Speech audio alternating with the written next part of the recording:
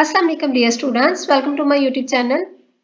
आज हमने स्टडी करना है difference between molecule and molecular ion. ये शॉर्ट क्वेश्चन भी आ जाता है, लॉन्ग क्वेश्चन भी आ जाता है। ठीक है, तो स्टार्ट करते हैं। पहला डिफरेंस है मॉलिक्यूल का, it is a smallest particle of an element और compound which can exist independently and shows all properties of that compound.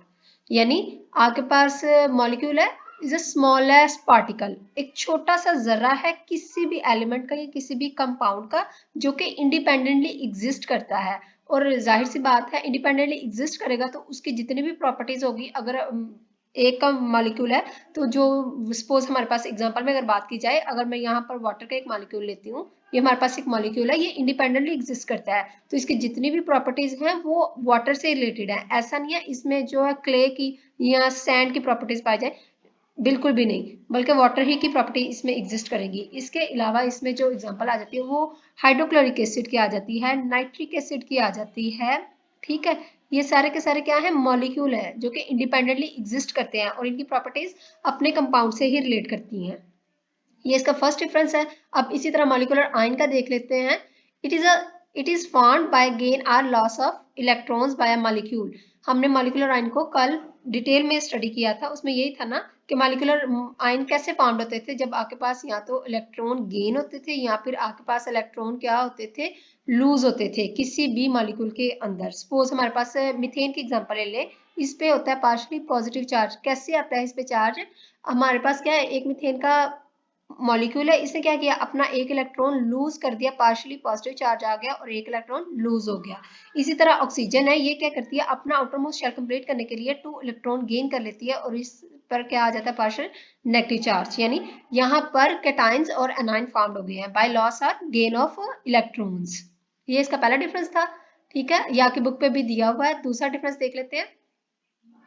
कहते हैं इट इज ऑलवेज रिएक्टिव। ठीक है, ये आपकी बुक पे है कि ये रिएक्टिव होते हैं। ठीक है, इट इज ऑलवेज न्यूट्रल, यानी ये न्यूट्रल होते हैं। मॉलिक्यूल्स यही है ना, मैंने वाटर के जैसे एग्जांपल दी, वाटर का मॉलिक्यूल है, इस पे किसी किस्म का कोई चार्ज नहीं है, न्यूट्रल है। सल्फर डाइऑक्साइड है, इस पे किसी किस्म का कोई चार्ज नहीं है। ठीक है, चार्ज नहीं प्रेजेंट है। इसी तरह नाइट्रिक एसिड है, इस पर भी कोई चार्ज नहीं है। नाइट्रोजन डाइऑक्साइड है, इस पर भी कोई चार्ज नहीं है। यानी ये सारे के सारे मॉलिक्यूल्स क्या है, न्यूट्रल है, इस पे किसी किस्म का कोई चार्ज नहीं है।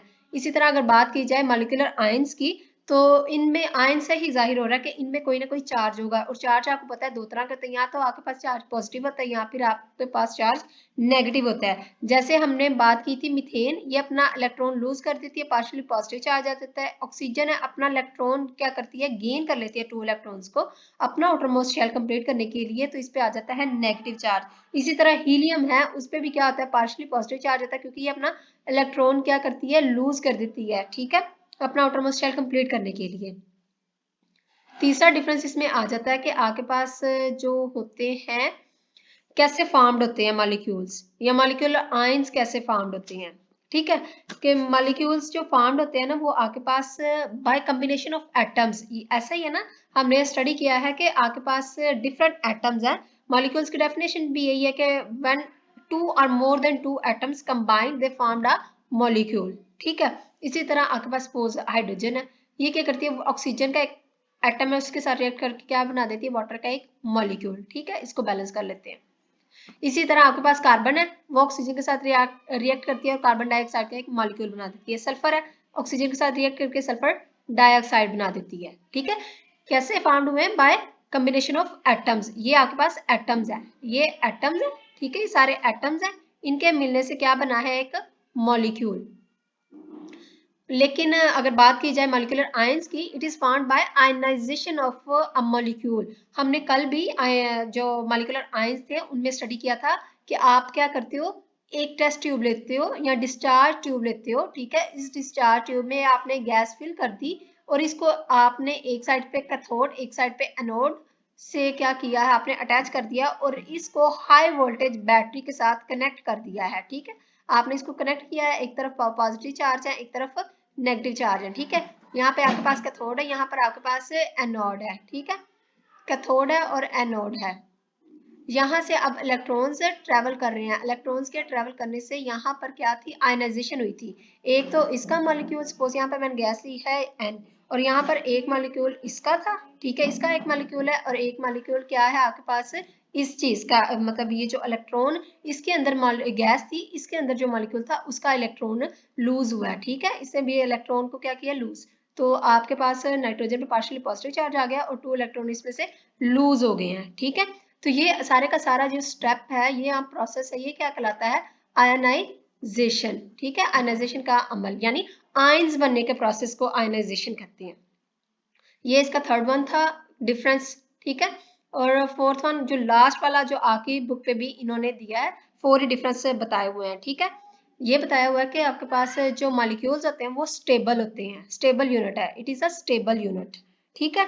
और लेकिन अगर बात की जाए आपके पास जो होते हैं मॉलिक्यूलर आयंस, तो वो क्या होते हैं, रिएक्टिव। वो कैसे, आपके पास जो मॉलिक्यूल्स होते हैं ना स्टेबल फॉर्म में एग्जिस्ट करते हैं, यानी आपके पास अगर वाटर का मॉलिक्यूल प्रेजेंट है तो वो HO2 की फॉर्म में ही प्रेजेंट होता है, ठीक है। इसी तरह आपके पास अगर बात देखें, अगर मेरे पास यहाँ पर वाटर का मॉलिक्यूल है तो ये स्टेबल है, इसको ना तो इलेक्ट्रॉन लेने की जरूरत है ना ही इलेक्ट्रॉन देने की जरूरत है, यहाँ ना इलेक्ट्रॉन गेन करता है ना ही लूज करता है, ठीक है।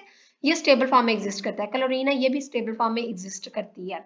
इस तरह हाइड्रोजन गैस है, इसको भी ना तो इलेक्ट्रॉन लेने की जरूरत है ना ही देने की। लेकिन इसके बरक्स अगर बात की जाए मॉलिक्यूलर आयंस की, तो ये क्या होती है, रिएक्टिव स्पीशीज होती है। क्यों रिएक्टिव होती है, ठीक है, बाय गेन ऑफ इलेक्ट्रॉन या फिर लॉस ऑफ इलेक्ट्रॉन, या तो ये इलेक्ट्रॉन्स को क्या करती हैं, गेन करती हैं, या फिर ये क्या कर देते हैं, इलेक्ट्रॉन को लूज कर देती हैं। लूज या गेन की वजह से ये क्या कर देती हैं, स्पीशीज रिएक्टिव हो जाती हैं। सपोज मेरे पास यहाँ पर ऑक्सीजन है, इस पर पार्शियली नेगेटिव चार्ज होता है, ठीक है। अब ये किसी भी और जो पार्टिकल है या एटम है या मॉलिक्यूल है इसके करीब आएगा या कंपाउंड इसके करीब आएगा, तो ये इसके साथ फौरन से क्या करेगी, रिएक्शन कर देगी, ठीक है।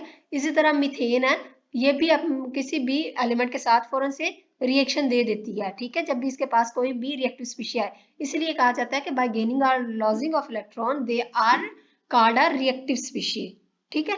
4 मेन इसके डिफरेंस थे जो मैंने आपको यहाँ पर डिटेल से बता दिए हैं। तो अगर आपको वीडियो अच्छी लगी हो तो वीडियो को लाइक कीजिएगा, मेरे चैनल को सब्सक्राइब कीजिएगा और अपना बहुत सारा रखिए ख्याल। मिलते हैं नई वीडियो के साथ। अल्लाह हाफिज।